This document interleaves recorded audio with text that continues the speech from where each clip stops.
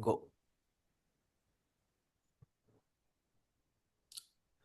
Hello, hello, beautiful people.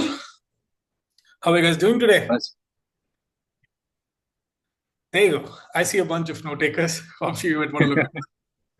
What's up? What's up, Frank? How are you, sir? Been a minute. Hello, Renis. Awesome. Good to have you back, sir. Beautiful. Hi, hello, beautiful people. Thank you so much for taking time today. We meet again. This is that time of the day, office hours every week. And as you know, please drop on the comments before we start where you're from, what's the temperature from where you're at, and also let us know if you're an agency, a SaaS company, or a freelancer. We'd love to know. Please hit the comments, people. There you go. Hello, Allah. 74 degrees. Can't complain. I'm at 29. Bangalore, 27. Let's go, sir. Naveen. We live pretty close by. I'm from Coimbatore. There you go. There you go. France, small social media agency. Seville, Spain, 27. Martin is from Vienna. Agency. Beautiful. Performance marketing agency. I think we also have the right set of audience for today's sessions more. Yeah. There are 28. See a lot of folks from India as well. Let's go, Christopher. Awesome. Keep dropping the comments, guys. And today, as you all saw the title, we're going to talk about cold emails. And we have Mohan Muthoo, who is the founder of Spring Drive, right? And primarily, what we're going to cover today is what's working right now. And we'll also be mastering the mental models, triggers, and AI workflows behind building a highly converting cold email campaign, right? So without further ado, let's kickstart. Mohan, the floor is yours, sir.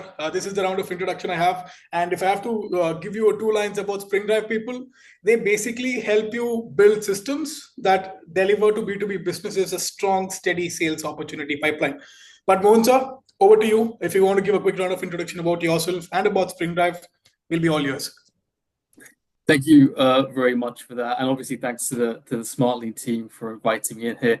I'm in the UK, so I'm not going to brag about the weather here. It's not much to not much to really say compared to what I'm seeing in the chat. And yes, absolutely. So I run Spring Drive, B2B outbound agency here in the UK. If anyone wants to check that out, by the way, you can have a look. The website is springdrive.co, so feel free to take a look at that. And so I'll dive straight in. Today we're talking about messaging strategy. And as you said, Akash, essentially we're trying to understand what is it that makes an email work, right? How do we get positive replies? And I want to make a clear distinction here that when we're talking about messaging strategy, let's not confuse that with copy. So copy isn't an element of messaging strategy, but messaging strategy is about why do we decide to put certain things on that page, and copy is then how do we write it once we've made that decision. Why also it's important to understand is messaging strategy important. The reason essentially is we're all playing the cards we're dealt, right? So if we're doing this for clients, or we're in a if you're in a business trying to do this for yourself, Right. you have certain social proof. You're in a certain industry and so on and so forth. And you have to, likely a lot of us are in crowded markets, I assume, it's particularly what I'm seeing in the chat as well. You know, you've got to basically put together, based on your strengths and weaknesses, the kind of message that's going to get responses. I'm guessing virtually none of us are going to have one-of-one businesses that we have no competition, incredible offers. It doesn't work that way, right? Okay, so I'm going to go through some levers today, basically, that we're going to talk about things like pain, things like social proof. But in Right. particular, I want to talk about the misnomers around them. I think everyone understands the basics, have good social proof and target pains, but there's a Mhm. lot of mistakes that I see being made quite often in these areas, and that's a big problem when it comes to your messaging strategy and why a lot of companies don't get positive replies. As I'm going through this, I want everyone, and also for yourselves, when you do this as an exercise, even when you do this for yourselves as well, keep two things in mind the way through.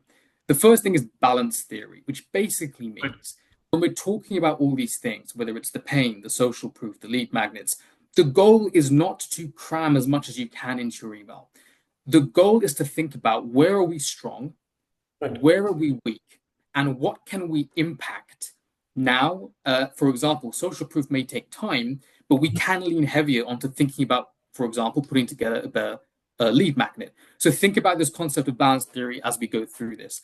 The second thing is your market landscape. This is critical, right? So if I send a very basic email, simple structure, okay, social proof, all this kind of stuff to farmers in Nairobi. Now, let's assume, by the way, they're checking their emails. I don't know if they are. Assuming they are, right? I'm going to get a good reply rate because they just don't get a lot of cold emails selling them stuff.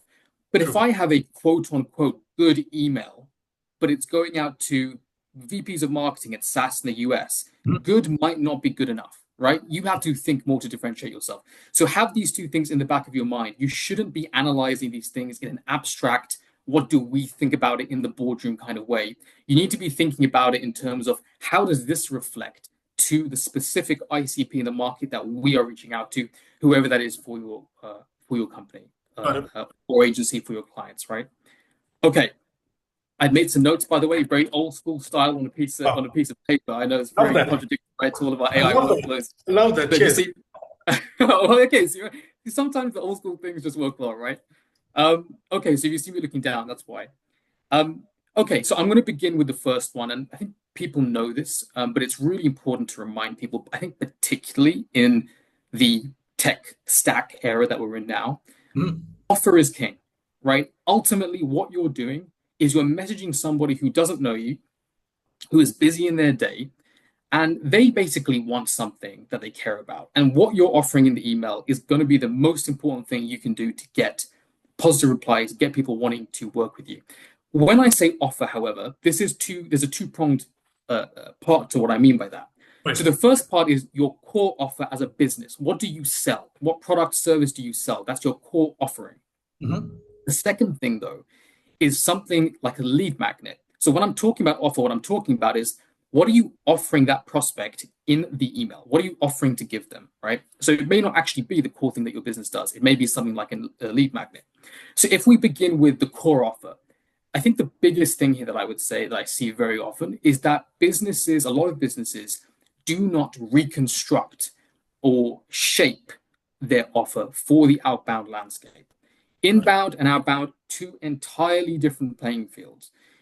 People coming inbound, they know about you, they've gained a little bit of trust, they've probably been watching you for a while.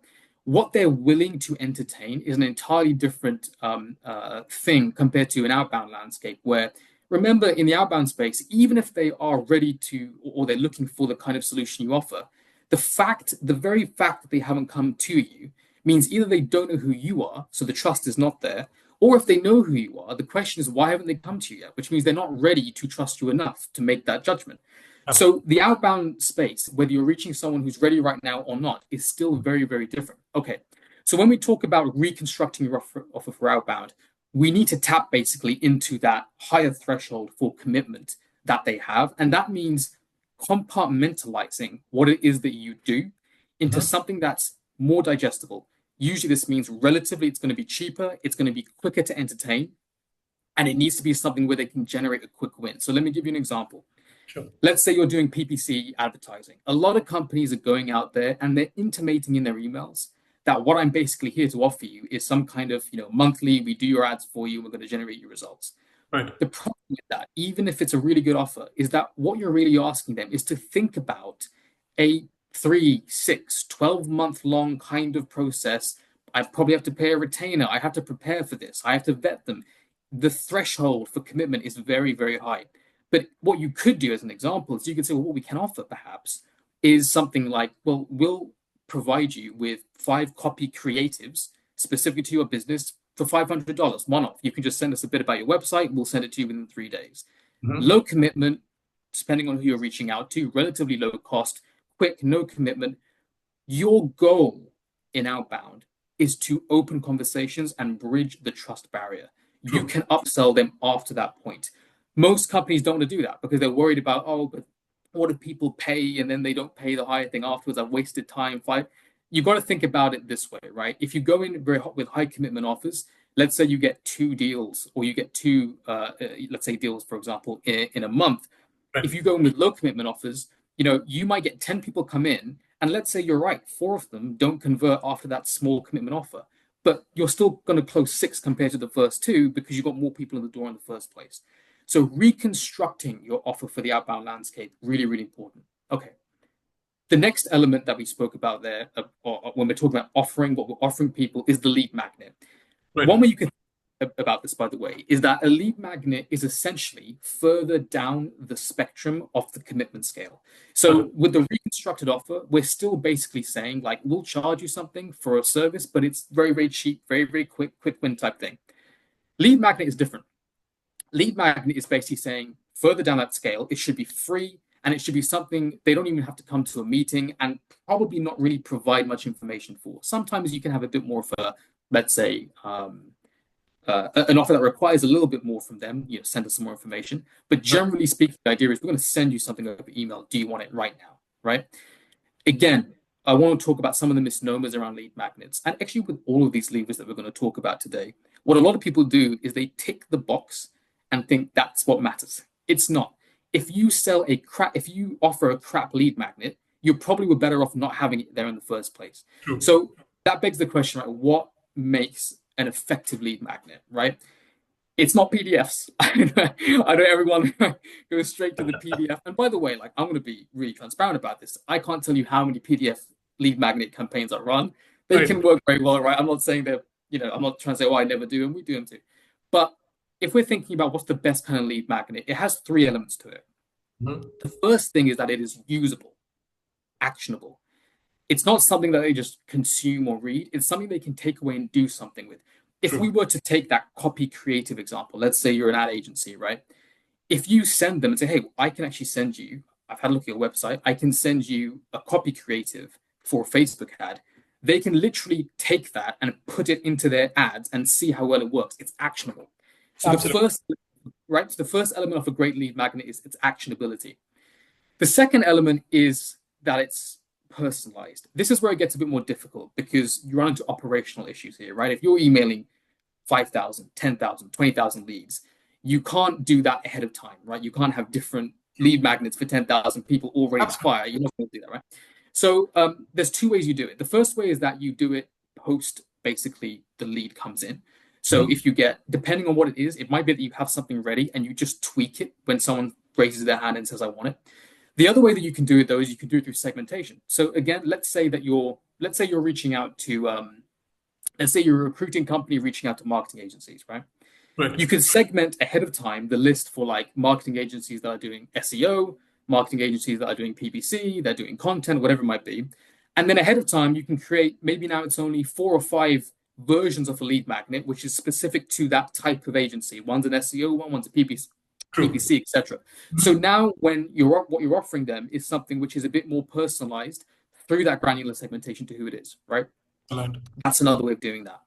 And the third thing, and this is a little bit more harder to quantify, but again, it's kind of where you need to think about this, right? This is why I always say messaging strategy. People want to automate everything. You want to automate what you have thought about will be effective. Then you come to that. The third thing is making it surprising, right? And this is very, very hard. But you ought to think, and this is why always keep in mind the market landscape you're in. So you might have something that's effective. It's a good lead magnet, but if your ICP gets that all the time, they won't probably care. And a Absolutely. great example is lead gen. So one thing that's really actionable and it's really good is like offering free lead, like a free lead list. But everyone sends this. Everyone's do you want free leads? Do you want free? So no one really cares about this crap, right? So also be thinking about how can I make something that's a bit more surprising, and that takes a little bit more thought. Again, this is very specific to your industry and what you're doing. Um, but this is something to really think about when you're looking at your lead magnets. Okay, the next thing, the next lever I want to discuss is authority, social proof, basically that kind of thing. I think this is actually quite simple. Everyone gets this, right? The biggest thing in your outbound landscape is the trust barrier, right? How do we bridge that trust gap? And social proof is basically the way that you're going to do that, right? You're going to say, hey, look, we've done this before, case studies, etc., etc. However, the market generally for cold email is a lot more sophisticated than it was, let's say, a year, 2 years ago, certainly. It's not really enough anymore, for example, to just use inflated numbers and exaggerated claims, even if they're true, excuse me, because people don't really believe this stuff anymore, right? Yep. Or it's just sort of falling on deaf ears. And so there's two things that you want to think about here. The first thing is matching your social proof. So it's almost more effective to have social proof that's maybe more modest, but it's much more relevant to a specific segment that you're reaching out to. And you can do this in different layers. So here's an example. Again, let's say you're reaching out to marketing agencies. And in that list, you've got marketing agencies that are in the US, in the UK, in Spain, in France. Some are PPC, some are big agencies, some are small agencies, whatever, right? When you're reaching out to certain kinds of agencies, you can layer those different kinds of things that apply to them and then find the case studies and the results that you have that matches them the most. So let's say you got results for a PPC agency. When you're reaching out to the PPC agency, mention the PPC agency. When it's the SEO one, mention them. Mention the But SEO. exactly. But what a lot of people will say here is, well, what if we don't have all of this specific social proof, right? What if we've just done a cut, right? And that's often the case. This is where you can think about, well, how can we resonate on other layers of what they are? So, for example, let's say you're reaching out to PPC agencies. You don't work with the PPC agency, but you've worked with a different kind of agency in the same area with the same business size. So you can reach out and say to, let's say it's a PPC agency or whatever, we have done this for another agency also based in Sweden, with 200 plus employees. You are making the person you're reaching out to understand that you have worked with someone as similar to them as possible. That's really what's going to resonate. The other side of social proof, which I think is becoming more important, is, and this is ultimately the game we're playing here, right, is differentiation. So sometimes you should think about the things that differentiate you that may not look like particularly big claims, but they can separate you. So an example could be, using a very exaggerated example, let's say you don't use any numbers, but you say, I do consulting for Michael Jordan, right? You're just mentioning the name Michael Jordan is enough, even if you don't put numbers and so on and so forth. But whoever you guys are out there, think about, have you won awards, right? Have you done any work that's maybe been, put out there publicly somewhere? Have you got a particular star rating on a third-party website? Social proof doesn't just have to be here's big numbers and here's sort of like the time frame, etc., particularly when it's becoming quite trite in the market. So I think that's what I'll say on social proof. I think people understand that concept, but it's just important to think about how are you segmenting your social proof and matching it and making it resonant to who you're reaching out to. Okay. Next thing I want to target is pains. This is a big one, pains and problems. So everyone knows this. I think if anyone here who started it in sales or is still in sales will be told this the first minute you walk in the door, right? Mention their pain, target their pain, right? It's like one-on-one, right? I'd say that the key thing to note here is that there's a big difference between problems and pains. And most companies I see are talking about problems and not pains. So a company problem is the generic thing. It's usually KPI related that they're struggling with. So for example, we aren't booking enough meetings. We can't find the right talent, let's say, whatever it might be. The pain is very different. The pain is the specific daily challenge that the decision maker you're reaching out to has in trying to fix the problem. So most messages, when they talk about the pain, are really talking about problems. They're saying things like, are you struggling to book more meetings?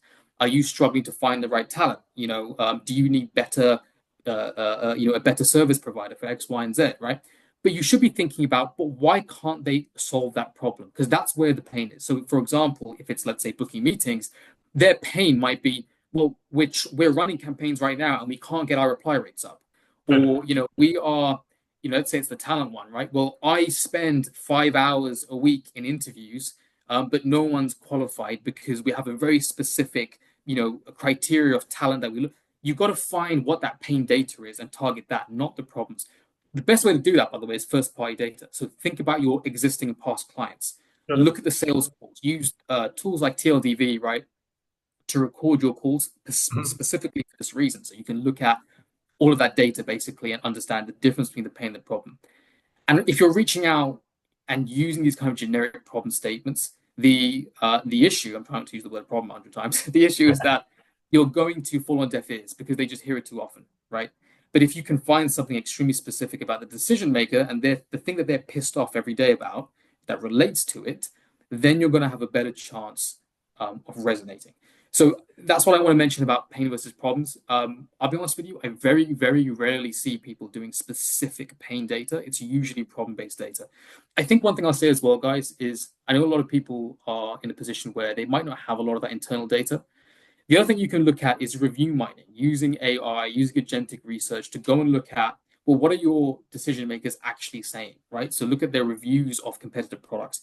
Do social listening. Go and look at like LinkedIn, right? Have a look if people are complaining about their daily challenges that relate to what you do, right? There's ways that you can do that research as well to get second party research if you haven't got the first party data too. Okay. Next thing I want to talk about is triggers. So triggers is a big one. I think triggers is the sort of the buzzword of 2024, I think, probably for sure, when it comes to a lot of what we're doing. So here's my take on triggers. Definitely use triggers. Very, very powerful.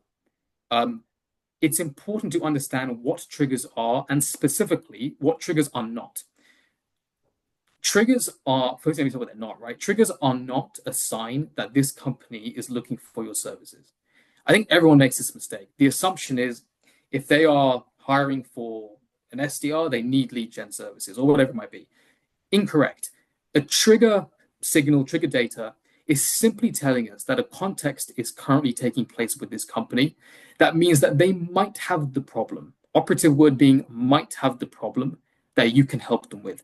The reason this becomes an issue for companies is they make the assumption in their messaging strategy around the trigger, and it makes the prospect go, well, you're completely wrong, and you're not offered me anything of interest here. A great example is hiring, by the way. So we had this with a recruiting agency where like, you'd reach out, and we tested this. You'd reach out and be like, oh, we see you're hiring for a job. So we assume you need, we wouldn't actually use the word assume, but you have that kind of tone, right? That you need recruiting services. And they're like, well, no, because we just put out a job ad. We've just spent hours trying to run this process internally. Why would we hire you when we've just put out a job ad, right? And you've made the assumption, and it's not the data that's the problem. It's the way that you've unfolded it into the messaging. Really, what you should be saying is, I can see you're hiring right now. We have a great alternative to some of the things you might be dealing with internally to get that talent on board. I think the key thing to bear in mind here, guys, is that triggered data is not a messaging strategy, it's a list strategy. So you should be thinking about saying, I want to make sure in my list, if there are companies that have these relevant triggers, let me make sure they're in the list, but it shouldn't necessarily have anything to do with the messaging. So the other thing that I see a lot is companies basically hinging their entire messaging on what the trigger is. I see you're hiring, or I see this, blah, blah, blah. Do you want my really crappy service? It's like, no, no, no one cares. No one cares if you just tell them something that they already know about and then offer them some crap, right? No one cares. So a good example is this, right? Let's say, I used this analogy before, I think. Let's say you see someone outside a restaurant and you say, well, they must be looking for restaurant food because they're hanging outside a restaurant. Firstly, you might be wrong. Maybe they're there because they're a waiter and they're having a cigarette break. Maybe they're there because they're there to pick someone up. And they might be like, can you leave me alone, actually? But let's assume you're right. Let's assume they're there because they're hungry and they're looking for restaurant food, right? If you go up to them and say, hey, I saw you hanging outside a restaurant. Do you want this cold bowl of like weird soup? They're going to be like, no, piss off, right? So even if you're using triggers, remember it's a list strategy. You still need to come up with an excellent offer. And my advice, by the way, generally speaking, would be you don't even need to mention the trigger most of the time in the email. It's part of the list that makes it effective, right? So I think that's what I'll say on the trigger side of things. Use them, incorporate them, but be very careful about whether or not you're basically leaning on that as your messaging strategy, or whether you're understanding that we still need to come up with a great message that this person would be interested in regardless. The final thing I'll say very quickly, actually, as well on triggers is that. Sorry, before you go to the next one, just picking one from the Yes, chat. Right? So absolutely. taking a step back. So would you say pain is the second order of consequence of the problem? Say that again. Is the second order consequence of the problem? So would you say pain, what we spoke about, Yeah. problem, is the second order consequence of the problem? It is, but that I would say that I would say the characterization doesn't help us. It's kind of like me. Let's say I want to get in shape. Mm-hmm. Let's say I want six-pack abs. Mm-hmm. How many times do you see online, do you want six-pack abs? And I'm like, I don't click on it because I just see it 100 times. I just assume it's a scam. I don't care, right? But if someone said to me, I know what it's like for an agency owner who wants to exercise in the morning when you've got the time, but then you have like 300 meetings, you've got 100 things to work on a client campaign, and you can't find the time. I have a way that agency owners who are as busy as you can find that time in the morning and still do all of that work. Uh, that's a completely All right. different Yeah, proposition because that's the thing that pisses me off, right? You can all true. tell I'm trying to get six pack abs right now, right? So Sure. that's what pisses me off. It's not do you want six pack abs? It's why can't I do that? It's because I'm busy with the X, Y, and Z or whatever, right? So One last you're question. absolutely correct. Yeah, go ahead. One last question talking about triggers, right? So Yeah. this is from Gerardo, and what he's asked is how much time or how much responses are enough to determine if a certain trigger is working or not?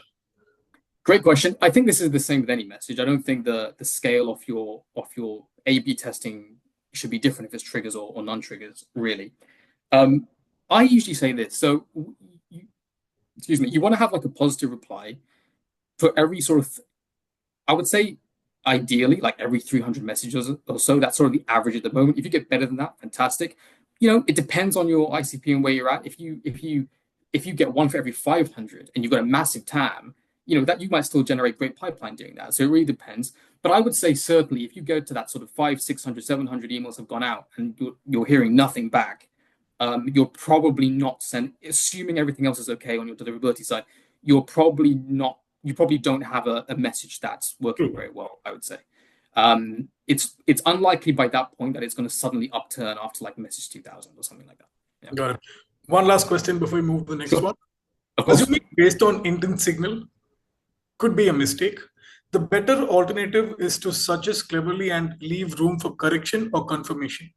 This is So my actually, so this is yeah. So Alan, assuming based on intent signal could be a mistake. So this is a fantastic point, and I actually wanted to come to this when I talk about personalization. So this might be a good segue actually, true. which is as follows.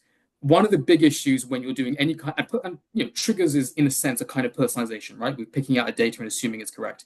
Is exactly this. So you have the risk of data inaccuracy anytime you're doing this because of a number of things. First thing is actually sometimes the data that we use is just factually incorrect. Even the best tools out there, by the way, when you're dealing with literally hundreds of thousands of data points, sometimes it's not accurate. But sometimes it's not accurate not because the data is wrong, but because the assumption is wrong. And actually, hiring is a great example. So many companies, even after they've found the person they hired, the job ad goes on for a couple of days, or sometimes it's just up for another week for some random reason, right? So Ali, you're absolutely correct. You don't want to make any assumptions precisely because of that. And there's two ways you do that. The first way is you just don't mention it, right? Because it might not be relevant at all. But if it is to use non-assumptive language, right? I saw you had a job ad out. I'm not sure if you're still looking for someone or if you found the right person. But if not, XYZ, right?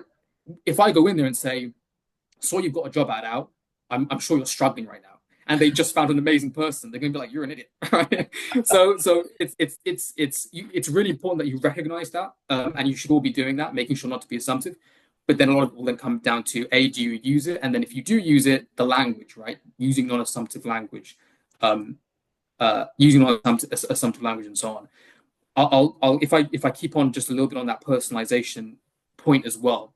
The other thing I'll say, guys, with personalization, I want to say two things. One thing that I wasn't going to talk about, but I will talk about it.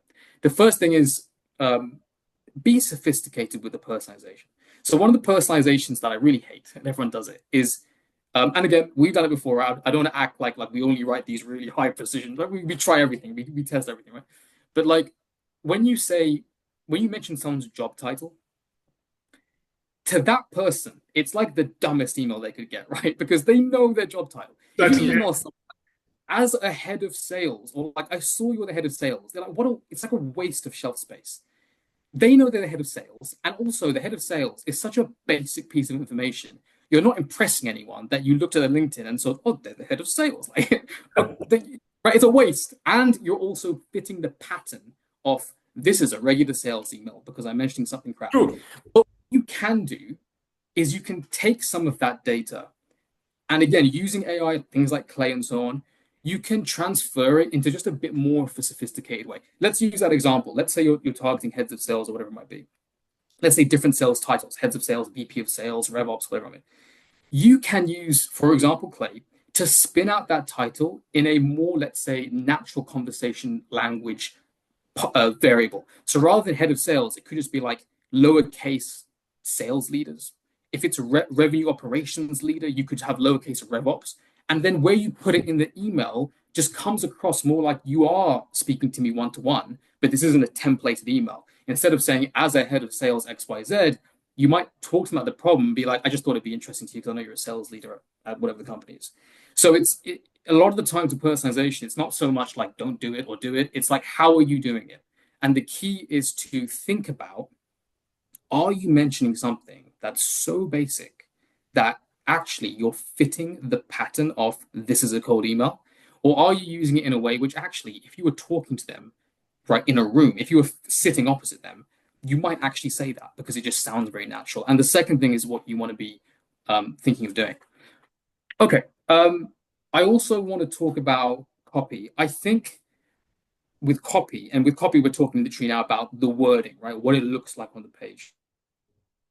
So, and I won't labor those points. Things like brevity, keep it short, right? I still see so many emails which are like big paragraphs, Oh, yeah. right? You know, I would say guys like, and I know sometimes like on LinkedIn as well, you'll see. I know I post a lot on LinkedIn, but you'll see a lot on LinkedIn things like keep it under 50 words. Sometimes that's really hard, and I think keeping it under 50 words and that kind of take these guidelines as guidelines, right? It could be 70 words, but the key thing is the schematic of the email. And what I mean by that is what people think is like that the prospect will read your email and then go, I don't like this email. That's not what happens. They open the email, they look at what it looks like, and they get a feel for whether they want to read the email. So when we talk about keep your email short, it's not about the word count per se. I mean, yeah, probably it's got to be definitely under, let's say, 100, 70 is better, but it's about what does the email look like when someone just opens it and sees True. it. Does it look digestible or does it look like, oh, what is this, right? I Absolutely. get most of the messages I get, by the way, I don't read them. It's not, someone could have offered me £1 million and I missed it. I've probably missed it. I could have been rich, I missed it. So, think about that when we talk about brevity, but I think that's an obvious point. I think the other thing I want to mention, and this comes back to this concept of it's very much about psychology. People want to feel that the email is worth reading before they say, okay, let me take a look at this again, is something that I like to call pop theory. And pop theory basically is about this concept that when they are scanning your email, sometimes what they're looking for is something that's going to pop out of the email to help them make the right decision. And I'll give you a great example. And I like this example because we all get it. Apologies to any agencies in the chat who are who are in this vertical, right? We've probably all had messages offering us SEO. I don't know how many messages I've had offering me SEO, probably like 3 million, right? Right. Anytime I open a message and I see, because it's always in capitals, right? Anytime I see SEO, I'm gone. I've gone to sleep, right? Because I True. know what this is. I know what this is, and I'm True. not interested, right? And they could have had all this great stuff in there, blah, blah. But what popped out was this big SEO, and I'm gone. So think about number one, if there's something that you're doing in your offer, or just in your even in the message that you've written, that you can see is going to pop out and direct them one way or not, right? Their sort of intuition. If it's negative, you need to redo that. So an example, and I always say this when I speak to SEO people, because I'm like, why don't more of you do this? Don't talk about SEO because no one cares about SEO, but everyone cares about traffic. If True. I got a message that was like, we got another cold email agency, 5 million a month more traffic, you don't have to talk to me about SEO. I'm not going to get that negative kind of like, I'm going to be like, how are you doing that? And a conversation has now begun. You can tell me later on it's some SEO stuff, and I'm like, shit, right? But by that time, I might be bought in. I might be like, actually, you convinced me. But you started off with this negative thing of like, I know what that is.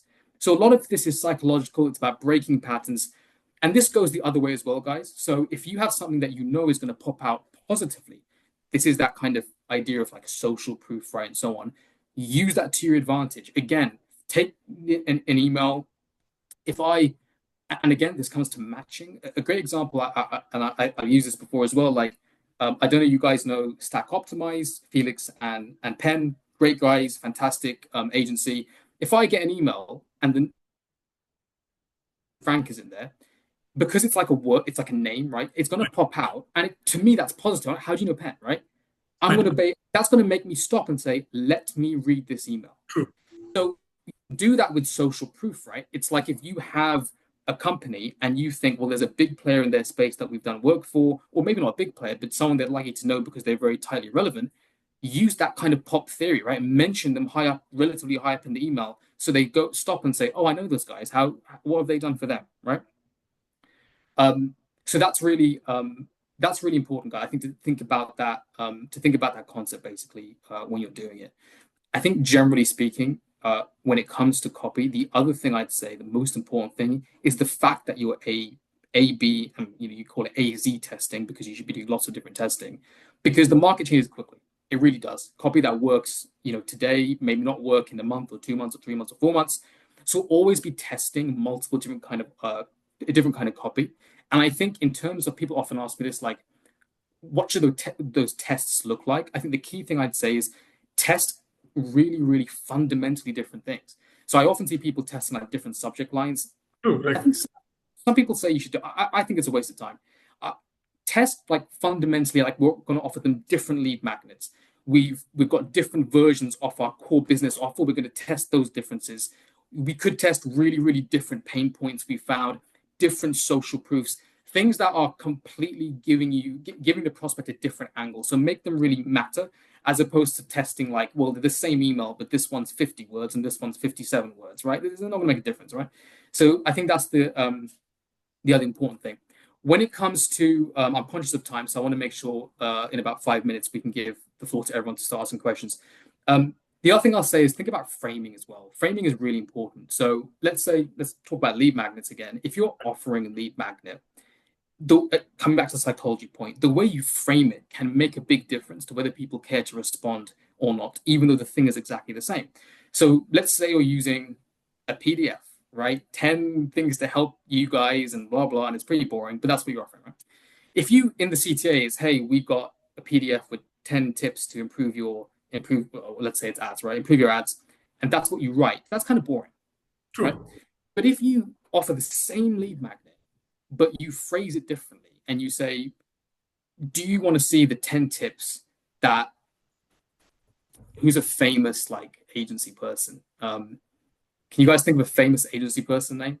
Who's that? Who's the guy? The guy's name escapes me now. He's on Instagram all the time. Jordan Belfort. Some guy gave me Jordan. Let's use There Jordan you Belfort. You said thank you guys. So if you were like, do you want the 10 tips that Jordan Belfort brackets? Everyone hates number 6 close brackets question mark. It's the same thing, but it's just framed in a way which number one we're using a name with the like, does Jordan really use this? And it's like, what's number 6 that everyone hates? So again, when we're thinking about copy, like a lot of it is coming back to psychology. Think about how you frame it, right? Can you take something that might be boring? It's not always easy to come up with really amazing lead magnets, but then you can lean heavier onto let's frame it in a better way. Again, remember right at the beginning I mentioned, think about this concept of balance theory. Where can we balance? If we haven't got something strong in one area, where can we strengthen our messaging strategy in another? And then the final thing I'm going to talk about, and then we'll come to questions, is CTA. So, which is call to action, right?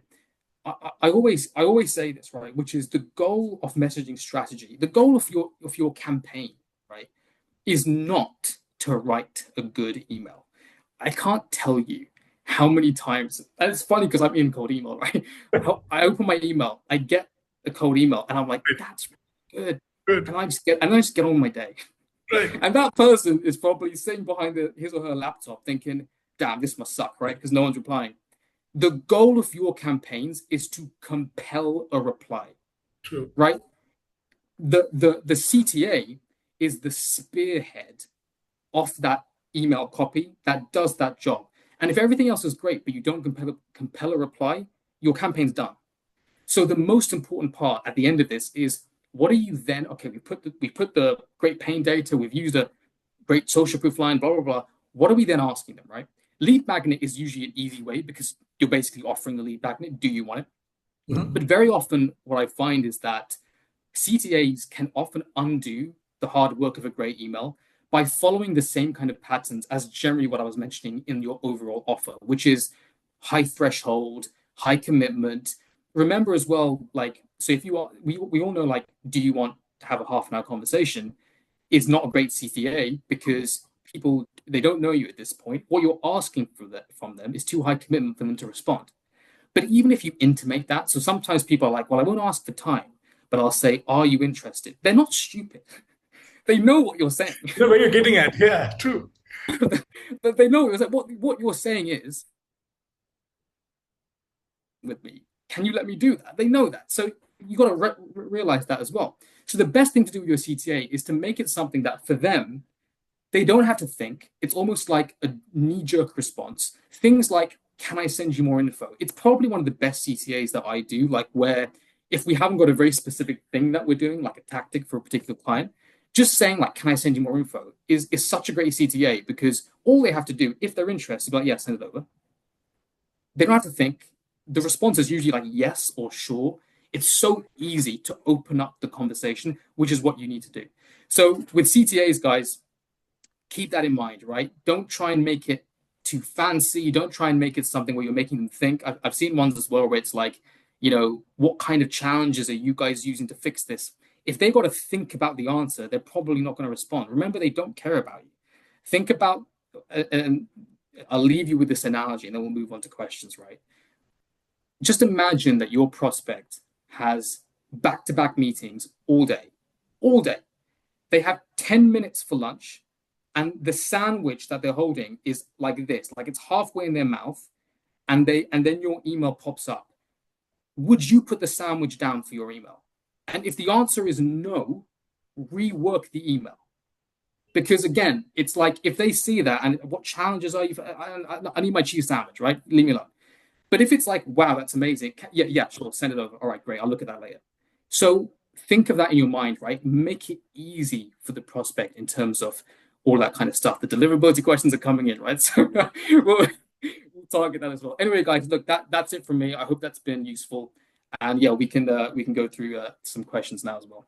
Absolutely, and it's that time of the session, right? So deliverability questions start coming in. But Mohan, this was super, super helpful personally, right? Because one thing that I commonly see people doing is they do it because other people do it, and not ideally identify as to why, how, and why should we do it based on the prospects, etc. But this is Yeah. solid, and I'll probably have. I think people will have a lot of questions. So, guys, the floor is open for questions.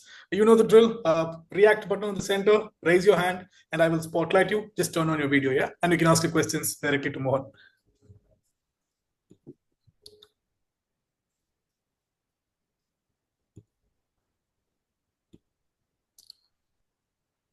Any questions, people? There you go. Guitars here. I think You Christopher, unmute yourself, sir? there's a few people, but I don't think they're able to raise their hands. I think Christopher just raised his hand as well. Hey everyone, if you don't mind, just go ahead and drop it. There's a thing called React, and if you click on React, then click on Recognize Hand Gestures. Oh no, shit, sorry, don't do that. Raise hand. Sorry. Just click on React and yeah, raise hand. That's what you basically need to do. Thank you. Hello, Mohan, by the way. Hey, how's it going? Hi, hi, Mohan. I Hey. have a question. You told a lot about how to be different with the offer, with the text offer, but I'm interested in terms of database and where do you find leads, you know? Like lots of people just take Apollo. So people from Apollo just get lots of different offers from lots of different companies. Maybe you have some Yeah. other suggestions on where to take leads to reduce this amount of, being the 100 email in the inbox. Thanks.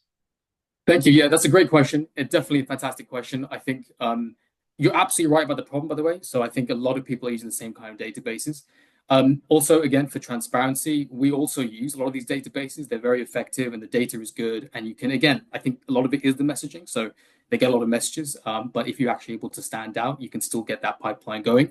But you're also absolutely right that if you can find people who aren't being hit up all the time, that's also good too. So there's two things here, right? I think the first thing is to think about where you can find things at scale. So Sales Navigator, for example, I think actually a lot of people who are doing campaigns at scale don't use as much. They tend to go to Apollo for obvious reasons. But even these databases can be very good to use. The other thing is to think about the kind of custom spaces for whatever it is that you do, right? So very often, one of the things that we'll do is use agentic research to be like, are there any directories, out there that we can find people relative to the ICP that we're reaching out to, and then use things like it could be Apify, IDS to then go and get that list from there. Like I can give you one example, a company recently that we're working with, trying to find like startups with certain series funding, and we looked at like growth list. I can't remember if it's .io or .co, these different things, right? If you're looking for creators, for example, there's specific ones for that, like Influencers Club and so on. I can't list out obviously all the different websites, but what I would say, I think, is it's really about the research. So I think go and use, you may already know in your space some of those custom directory sites, but if you don't, use some of what's available, right? We live in a great time where you can go on Anthropic or OpenAI or Perplexity and be like really prompted to like give me as many different places where you can find data on these companies and websites on these companies. So I agree with you. I think use as much data as you can from across the web, and whatever's specific to your business or your clients' business. Use AI if you can to find some of where those websites might be. But I also think, by the way, what I mentioned there as well, and I think this is why messaging strategy is so important. Always make sure that the messaging quality is paramount, basically, right? And so don't sort of compromise that and sort of say, well, this is a unique list, therefore they're not getting hit up at all. You still want to make sure you have a great message that's going out to them. Awesome. I hope that answered your question. Thank you so much, sir. There you go. Next up is Frank. Up you go. In a minute. How are you, sir? Hey, Frank. Good. How are you? All good, G. Sweet. So I got 3 questions, but hopefully they're quick. Is that okay? Sure. Okay. Yeah, go for it. So the first question is on CTAs, right? Should you instruct a response to make it, easier for them to kind of process what they need to say? Like, for instance, send yes to get this offer, send yes to do this, or should you leave the question contextually easy to answer with a yes or no? That's a great question. So those kind of CTAs I've run in the past really successfully, because I think, without being offensive to people, I think human beings can be like sheep, and if they kind of just want to be told do this, and they just do it. Yeah. I think today, and I haven't actually used that kind of CTA in a while anymore, because I think it's probably, or possibly, I should say, a deliverability issue. I think ESPs are catching on to this sort of templated language. From an effectiveness point of view, I think depending on who you're targeting, yes. If you're targeting very sophisticated C-suites, they might not like that kind of language. They might look at that and be like, this is just an annoying sales template. Yeah. But then I think for many, many kinds of businesses, I think maybe smaller businesses, they may not look at it that way, and it can just sort of encourage them to take that next step. So I know people want kind of binary answers. I think I'd say it's definitely worth testing still. If it doesn't trigger any deliverability alarm bells, I think in the right audience, yeah, very effective. Okay, cool. So second question. This, and let me know if this is nuanced to the degree you can't answer it quickly. So we had what I think is a good relevance check CTA for a campaign for a group for a client that I have and their reps. Some of them, however, started complaining that they wanted to move back to that, like, can I get 15 minutes of your time CTA? Because they felt like it was too much effort to draw a meeting out of, is this relevant for you? Right? And they Yeah. just wanted to go back to easy, like they say yes, we book a meeting and we go on, right? Yeah. Um, you know, I I personally am like, guys, you're wasting a lot of the potential for the campaign because there are a lot of people who you can draw needs out of. Yeah. But what's your opinion on that? Like, is it just like a client coaching thing? Is it a qualification thing? Is it kind of, yeah. So I think this is a really fantastic question, because I think a lot of agencies grapple with this, and businesses generally grapple with this, right? So here's my answer to this. So I think the first spectrum, and it depends a lot on the quality of the SDR team, right? So a lot of SDRs, this is the first thing I'll say, right? A lot of SDRs are very capable of starting with a relevancy point to open a conversation and then bring them down the funnel into a meeting. a lot of SDRs may not have that sort of skill set, and if you like, they're more appointment setters than they are right. I almost want a warm caller to have cold calling experience, not appointment setting experience, right? Hmm. And I think so. So I think that heavily depends on that, right? That's the first thing I'll say. Obviously, yeah, if you get people agreeing to a meeting, that's easier for them to set. I mean, you probably Yeah. don't even right, so you can just reply and say yeah. Um, the key thing that I'll say also is this, which is to do with what it is that you're putting out there. So the key thing about, let's say you're offering, is it lead magnets that you're offering? No, this is in this case it's the straight up as it's B2B health. So they're looking to maybe help them switch to different, carrier policies, optimize their, spending on healthcare, US. So they're wanting to have a conversation around the topic of a more, I think, high friction thing where it's like you're going to think about switching all your people over to different policies with a different carrier that offers different benefits, which is why the relevancy check was what I felt would get them the most conversions. But like I said, some of them want to just set appointments.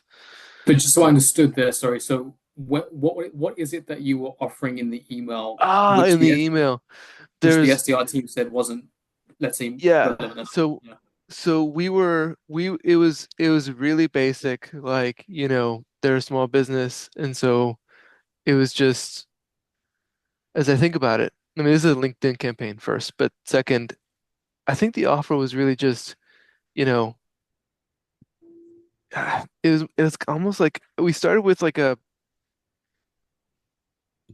for one batch of them, we did like recent job changes. So the leader, like, someone recently started their business or someone recently changed their roles. For another batch, it was general. Actually, that's what the client started asking me to do. Like, oh, we just want to reach out to people generally. So it started feeling very unpersonalized. Again, going back to this Okay. tension that I have with that client, Yeah. right? Like, I don't know that I So have really an offer other than, yeah, I think is this relevant to you? yeah. So I think what I'd say on that is um, just focusing on sort of what are they saying yes to, what are they replying to. I think the key thing is this, right? Whatever you're offering, whatever question you're asking, whatever lead magnet you're sending out there, your goal is not just to get a yes. Your goal is to bring them down the funnel. So the thing that you're offering, it has to either speak to the pain that your guys can solve or to the value proposition that you're offering. So, for Yeah, example, yeah. if I go out there and I say to everyone, "Do you want Amazon gift vouchers?" It's going to be that's not really a qualified lead, right? It's going to be hard for me to Yeah, get those yeah. people to come talk to me about whatever it is, right? GTM engineering, Mm, health services, etc. If I'm saying to them, "Hey, I have again off the top of my head, I have a checklist on how to improve your internal, healthcare operations," why would they want to look at that? Right? hmm. Either they don't care because they're fine, or they're going to say, send it over. It's an intonation that that person is somewhat curious about how they can improve Yeah, your yeah. operation. So your team Uh-huh. then, when they get on the phone, they shouldn't be getting on the phone and saying, "Oh, X, Y reached out to you. Here's what we offer. Do you want to come to a meeting?" That's crap. You got to those team needs to get on the phone and say, "Why did you want to Yeah, look at the brochure on 11 ways to improve healthcare operations? What's happening at the moment in your business?" yeah. That's the This is conversation piece, and that's what leads to the meetings. So if the offer, lead magnet, etc., is tightly relevant to the pain or the value prop, I would say a mhm. good SDR team should be able Yeah. to tie that I, relevancy quite I well. I It's think it a might also just have to do with the client then too, because like they're just not like, you have to develop that offer for them. Anyway, I don't want to take up everyone's time. So I'll let I'm not gonna do the third question. Uh, Thanks, Frank. Hey, yeah, Frank, no problem. there you go. Sharanya, if you can turn on your video, I'll spotlight you. If not, you can unmute yourself and go for your question. But yeah, since we're in lack of time here, we'll cap it to probably one question so that everybody gets a chance. There you go. Go for it. Hi, can you hear me? Yep, loud and clear.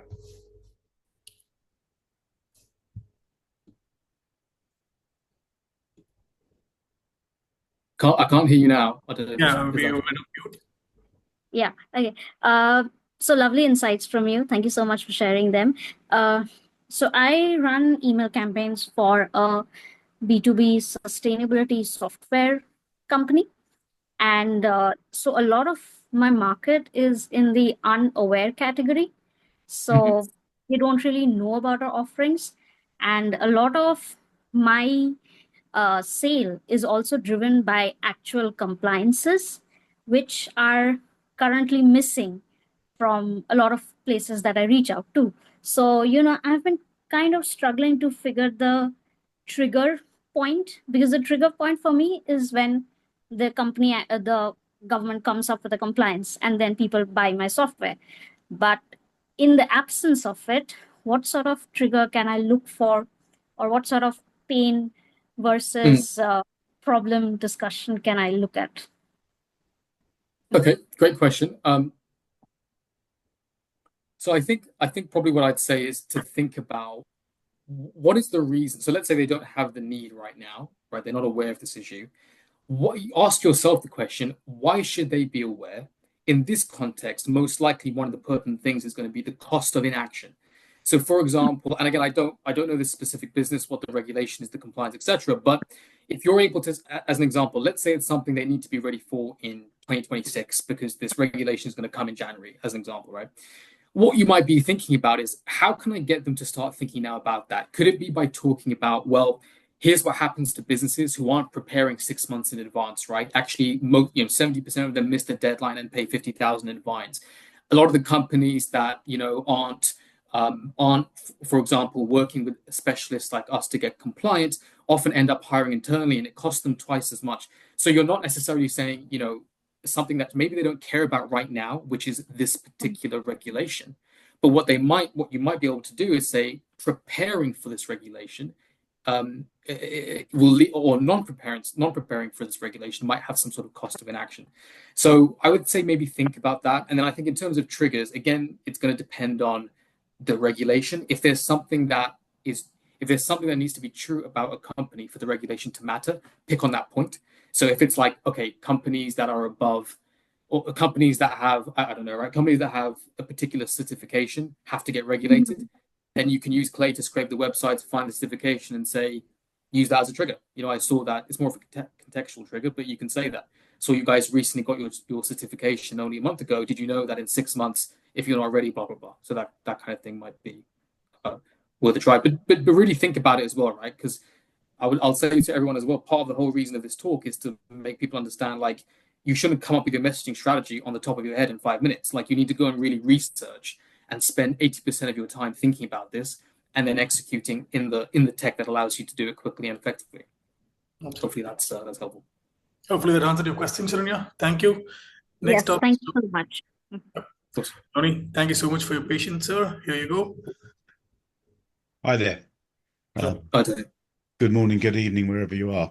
Backdrop, we are a reasonable sized prop tech company here in Boca Raton, Florida, and we're subscription hunting. This is just a project I've started on my own in terms of actually cold outreach. It's a very, very steep learning curve, I can tell you.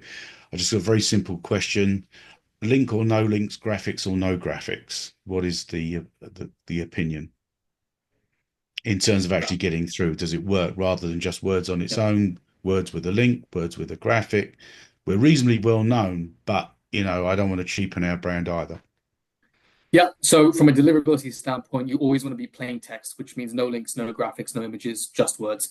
If you're doing extremely low volume, like you're sending 50 emails a day or 100, from multiple inboxes, you can get away with more. But you should be doing more volume, and at that volume, you should absolutely keep it plain text. So the short answer is no to both of those. Right. Well, we're actually sending out a whole pile of emails through multiple domains, and we're looking. Our price point is under $100, just under $100, and so we're looking for more subscription. Without puffing my chest out, we have over 300,000 subscribers, so we're trying to get more.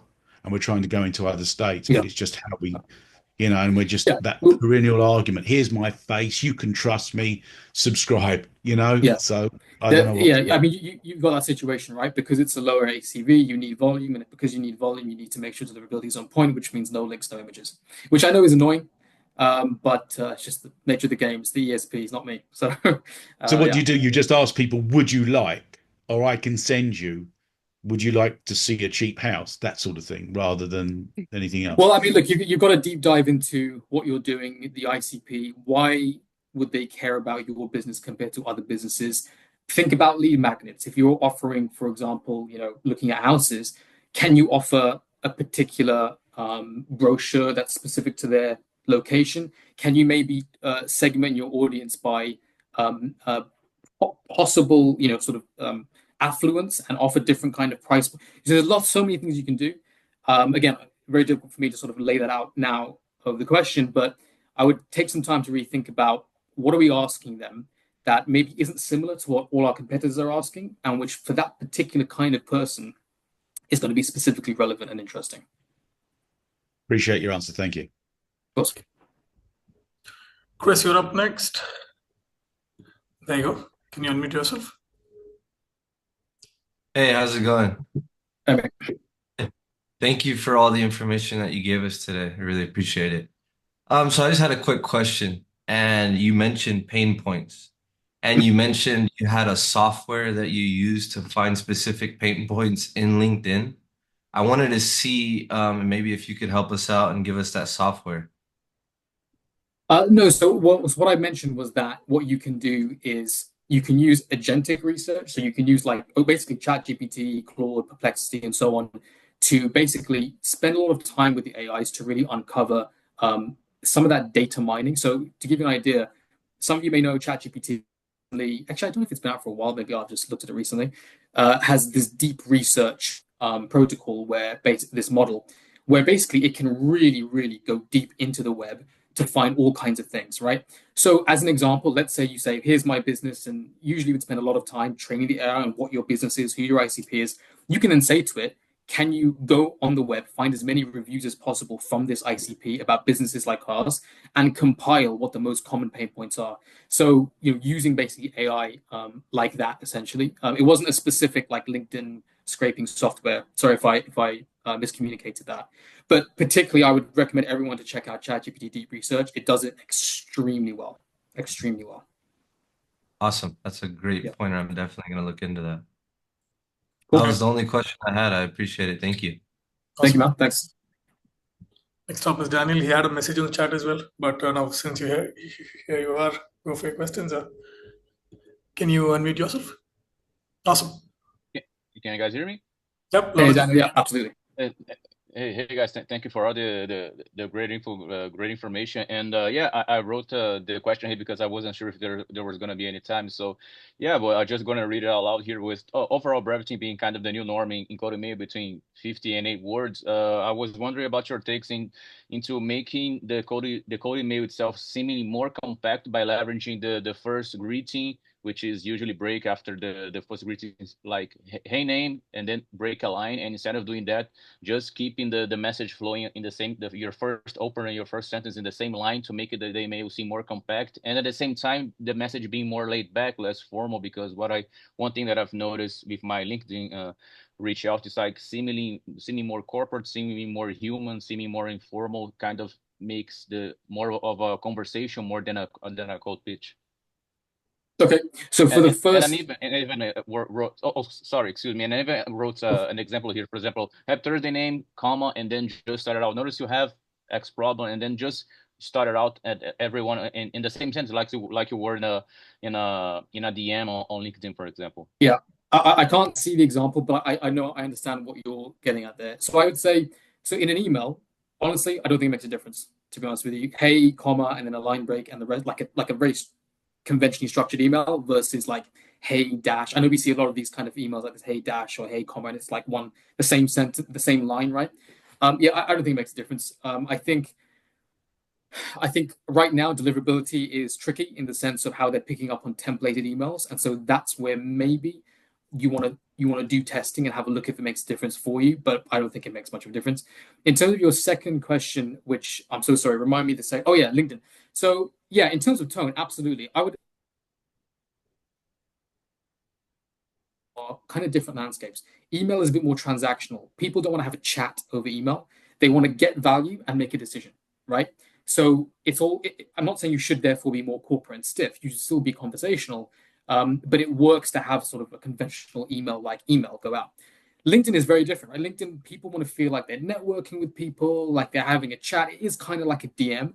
So that kind of email structure in a LinkedIn message usually does not play at all. So you're absolutely right. That's specifically for LinkedIn, email as well, but specifically for LinkedIn, being far more casual, far more relaxed, far more actually looking like a text is going to work in your favor. Absolutely. Yeah, and a second one, if I have time, a quick one. As far as CTAs, there was a couple of questions regarding CTAs here. One thing that I've noticed that people are really, really, like you mentioned, the SEO example, like you see the words capitalized SEO, you're out, and the same breath, people are saying the words quick call, quick 5-minute call. People are tuned out completely because it was so overused, right? So I was wondering Yeah. about, I was seeing some videos like framing a CTA like or a collaboration, or just something more informal, like bouncing some ideas around. I mean, or are you open to for not a quick call, but are you open to bounce some ideas around? Are you open for a collab or something like that, just Yeah. to frame it like a collaboration, or maybe bounce some ideas around, or at least in the LinkedIn content may not feel like a call, maybe just a reply to kind of break the pattern, and at the same time go away from that quick call that people are allergic to nowadays, and at the same time feels more low investment from them to reply. I'll say 2 points on that, right? So, firstly, I will say that if you say you want to bounce some ideas around, I know what you mean, right? So, if you say Of something course, that, right? So, and that's what matters. What matters is how the prospect receives your message, right? So, I would say I don't think that's really going to move the needle. But I think what I will say is this: it's really important to remember that the success of your email is not one thing, right? It's not like the CTA or this pain data, or it's the combination of things that you have put together. So, for example, like I'll give you a really great example. If I say to you, do you, I'm really basic crap here, but do I can help you with paid ads, blah, blah, blah. I've done it for a few people. Can I send you more information? If you need paid ads, you might say, yeah, because it's just like it's a really low threshold. But even though the CTA is kind of boring and you've seen it before, I've hit a need for you. On the other hand, if I email you and I'm like, I've got for dinner with Lionel Messi tomorrow, do you have time for a 3-hour conversation about it? You might be like, I'll give you 3 hours, mate, because I would like to have dinner with Lionel Messi. So it's about the whole email. What are you offering them? What's the social proof, etc.? This again, remember, is what I said at the very start. Think about the balance, right? The balance theory of all of your strengths and weaknesses, and put it together as a whole, not like one thing, like the CTA needs to be this. You've got really incredibly strong social proof, a really unique offer with an incredible trigger, you might be able to say, do you have 10 minutes?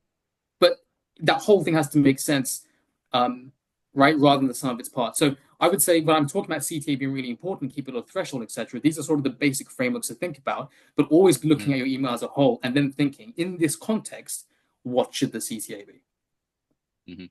Oh yeah, that makes perfect sense. Kind of getting the social proof as a gauge for how much you can get away with, right? Because as myself trying to launch a new business and a new company without any social proof is like I'm more worried about instant disqualifiers because I don't have the social proof to rely on. So what you're saying makes perfect sense. Yeah. So Well, use the balance theory. If you don't, so if your company doesn't have any social proof, you need to lean heavier towards things like either risk reversals and guarantees, but also lean heavier to like, what can I offer them in this email that's going to be outstanding, right? I need to think of a lead magnet or something that I can give them for free that no one else is offering, but I need to do that because I don't have social proof, etc., right? So right? Think about, okay, here are weaknesses. Where can I strengthen in and formulate basically based on that.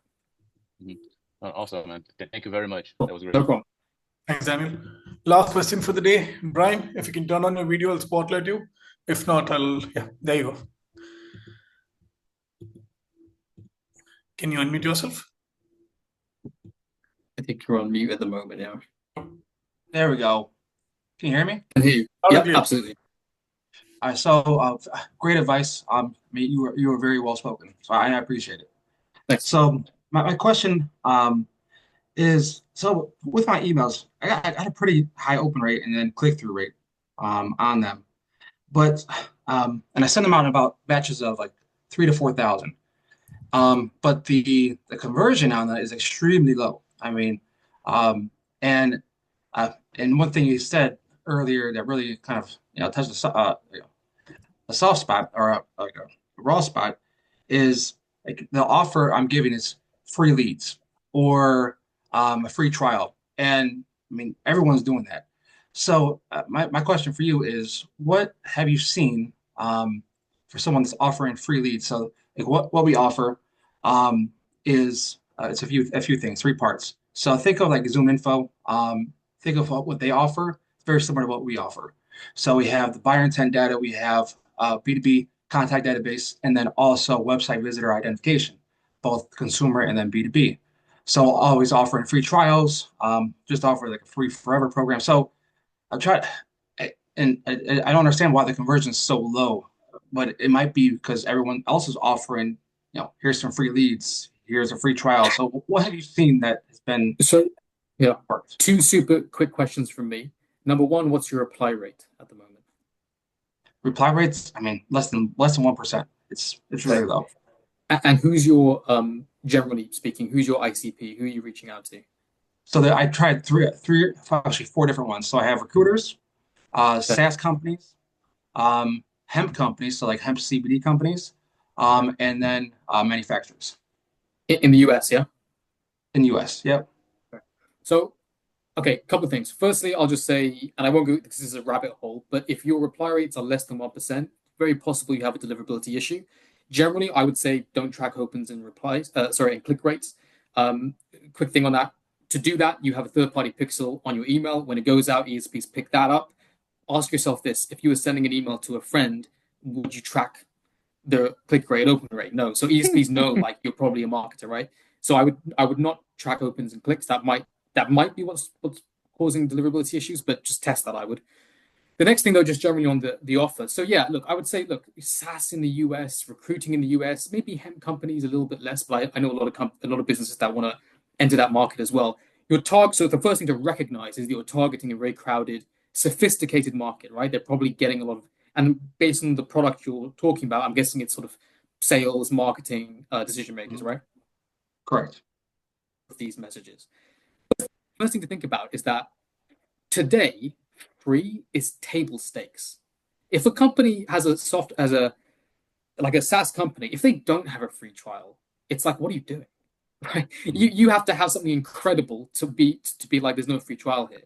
So to go in there and say, hey, we've got a free trial, they're going to be like, well, I expect that. It's not probably giving them that wow factor. Same thing with the free leads. I think one thing, it's a shame, but today people look at leads as commodities. I think one of the big reasons is that people often think when you say leads, they think you mean a prospect list. That's the first thing, right?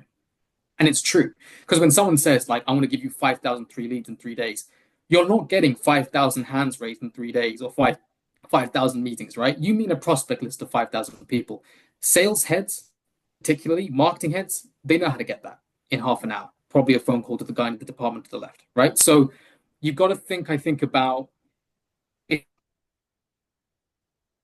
about what are they probably getting all the time and what can we offer that's very, very different. So I know you asked me, like, can you think of offers that are very different? Think about what it is specifically that you do and ask yourself, what's the differentiation factor, right? Let's use old school business terms here. What's the USP? Why should they care about your database, your offering, versus just sticking with Apollo? And if you can't answer the question, if it's like we don't know, that's going to be your first challenge. It's not an outbound challenge. It's a business strategy challenge. And if you can answer it, so for example, if you say, well, actually, the difference is that this company over here charged this amount for this many leads, and we know that there are certain businesses that want to do much higher volume, but it's really expensive. If you're offering that higher volume at a much more affordable rate, there's your angle. But it's not about the cheapness; it's about the differentiation factor. So you might then scrape, and again, it depends what the competitor software is. You could use find companies that are using this one over here and say, hey, I think you might be using, I did a scrape, I think you might be using this software over here. I don't know if you know this, but we can actually offer about 2 or 3 times the volume of those leads at about half the price. It's nothing to do with the price, it's the value now that you're offering. But go back to that essential sort of what is your USP? Because it's not free leads, because they can get that from anywhere, right? And that's what I would really focus on. And then A/B test, by the way, come up with 4 or 5 different things that engage that kind of that here's how we're different and what's valuable to you. And then I think also just generally in your market, you know, because they're so saturated with messages, keep it super short, like super short. Make it really easy for them to get it. Like if you are asking, I don't know what the CTA is, but keep it really, really simple. I can send it over tomorrow. I can send it over this afternoon, blah, blah, blah, blah. Yeah, so hopefully that's giving you some ideas there. But I think about the strategy around why we're offering what we're offering, and then come back to the outbound piece. And what do you think is a good amount per domain, amount of emails to send out per domain? Sorry, you just cracked actually when you said that. Do you mind repeating that question? So the amount of emails to send per domain that you purchase, what's a good amount? Yeah, you know, it's funny. I know a lot of people today talk about lowering it. Honestly, at the moment, I've got a bit of a spread. I've got some where I email like 10, some where I email 20, some 30. I'd say the following. I wouldn't email more than 30 per inbox, number one. And also what I'd say is it's really about, gosh, I don't know if we have 5 minutes. I'll just quick this on the head, deliverability, and then we can. But so with deliverability, there's kind of two things. There's pre-send and post-send.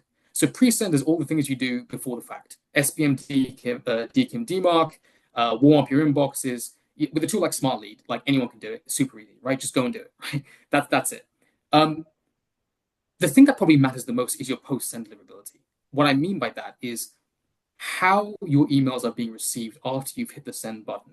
If you are sending out a campaign that people love and they're responding positively to it, that will do more for your deliverability than anything else.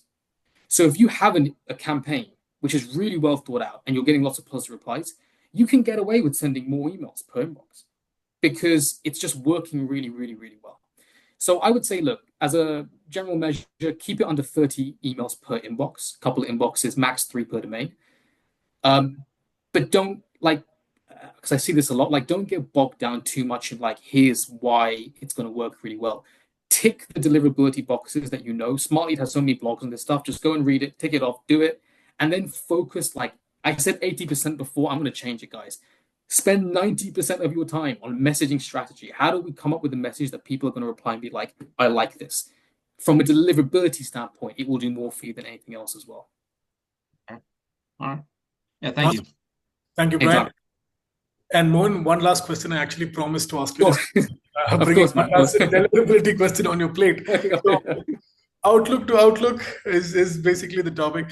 So Outlook to Outlook deliverability or deliverability to Outlook in general. The majority of our targets are B2B are running on Outlook MX. I've heard rumblings of Azure account providers, but not sure if that is legit or not. What are your thoughts, sir? Why didn't you let me get away back? I was so close to skipping that question. All right. I mean, okay. All right. So here's what I'll say. Outlook to Outlook, all this kind of stuff. So I think first thing, just generally on ESP matching, I think it really depends on the time. One thing that's changed a lot over the last 6 months is that what's happening with deliverability is changing so much faster and so much more often. So I know last year there was 6 months where it was don't use Google and don't use Outlook and all this kind of stuff. I don't think you can have that mindset anymore where it's everyone go here or everyone go here, right? I think the key is stay diversified, have Google, have Outlook. You can use a private SMTP as well, and have the things in place that you want to do to manage deliverability as the issues arise, and they will arise. Whether it's using tools to do inbox placement, whether it's using MX Toolbox to check blacklists, have all of that structure in place so when things happen, you can check quickly and react quickly. Generally, yes, though, to answer your question, Outlook is really difficult right now. There's a few things that I would say I think is really important to help with that. Number one, super, super short emails. So this is something we're seeing seems to be really effective. I know that with Outlook, I think they're more concerned with IP reputation and copy. So I think one of the big things is keeping that copy very, very, very short, even one sentence sometimes can be really effective. I think the other thing is being a lot heavier on the differentiation per email. One thing that I'm doing now, by the way, is when I get a list, I don't spin tag subject line. I do sometimes, but what I try and do, if it's a particularly big list, I will use Clay to create a different subject line for every single lead. Because I think subject line, again, it's one of the easiest ways for an ESP to pick up if they're looking at copy specifically, and they both do. That is a templated email. So my advice on Outlook, yes, it's very hard. Keep it super short. Make sure you're looking at your IP reputation. And and try and make sure you're really differentiating in terms of even just the way you're wording it, right? Like if you're doing a one sentence email, and I know it gets really hard when you're doing that kind of stuff, use AI to try and just word it differently as often as you can. Add like maybe personalization that isn't going to lean too far on the data inaccuracy side, but which can help you add to that differentiation. Same thing with the subject line. So I think what I'd say as well is so do that, and then what I would say is stay on top of what's happening in the industry as well, because like I say, it's just changing so fast. You need to be able to react quickly. It's not about where do I go and get my emails from, and I've got all this batch. Now it's going to work for the next 6 months. You need to understand how to manage things week on week, because that's kind of the speed that things are going at from that perspective. And yeah, right now Outlook is not our best friend. True. Thank you so much, sir. But Mohan, on a whole, this was super insightful. Like we got better clarity on where to look at and how to look at things. And I think you had a lot of positive comments in the chat as well. But this is super helpful. We're going to implement this. And if Vaibhav has nothing else to call out, we'll probably call it a day. Thank you. Mohan, yeah, thank you so much. And for any custom plan user and above, there is the certified partner consulting call. So you get a free call with one of our experts. They do a complete audit of your accounts and address all the pain points you have. So drop an email to me. Drop my email address on the chat. It's akash@smartlead.ai. So if any of you all want to claim it, just drop an email and we'll set up a meeting for you guys. But thank you so much. And thank you for having me, guys. Absolutely. 3 constant things in life: taxes, death, and office hours every Thursday. See you all on the next one. Cheers. Bye-bye. Take care, everyone.